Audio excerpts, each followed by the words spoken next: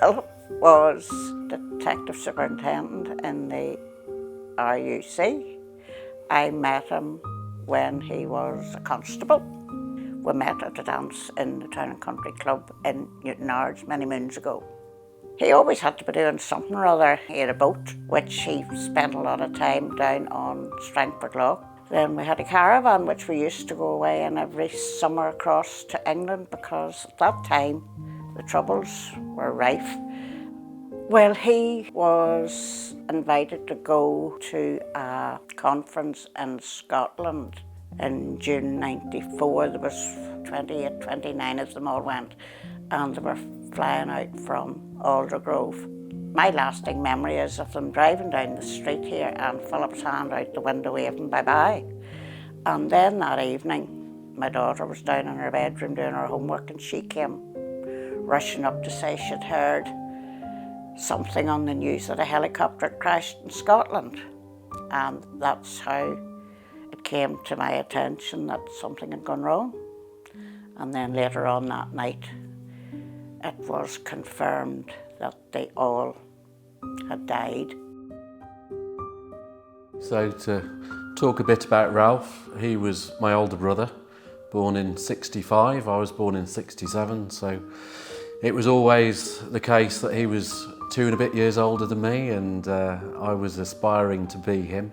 We've got 2 older sisters, Karen and Chris, and he loved them, and they have, as I do, fond memories of him as a strong individual, somebody who had a passion for what they did, and a real sense of social justice, which is why he wanted to be in the police force. My father was in the police force as well. He retired from the West Midlands Police in 1983, and my mum was in the police force as well. And it was, the police force was part of the family in many ways, and Ralph took that path.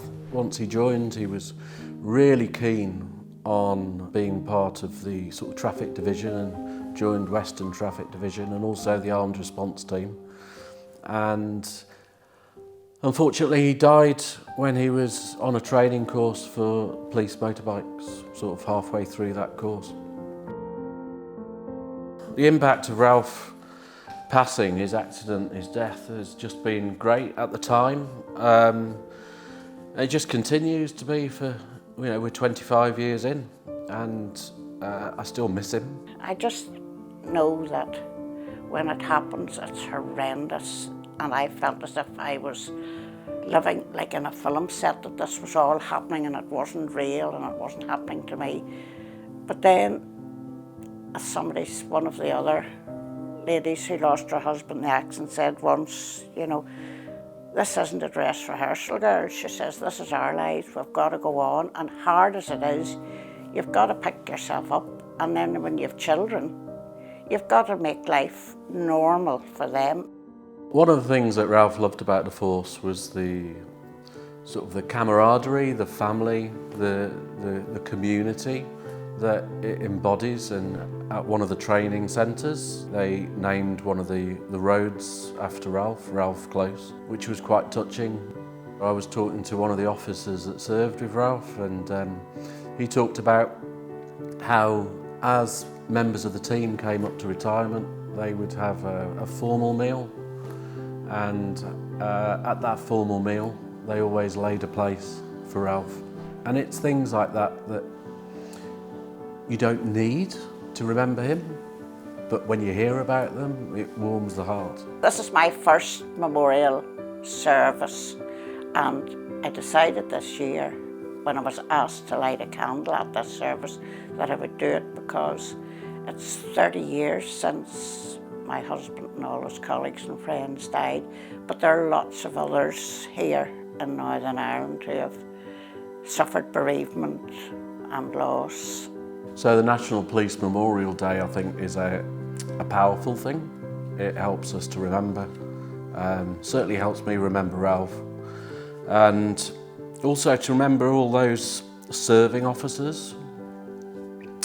And without people who are prepared to put themselves on that line to support on a daily basis, not knowing what's going to happen, we'd be in a very different place, I think. And I think remembering those who have died on duty is something that we should continue to do, and that has real value and purpose. So thank you.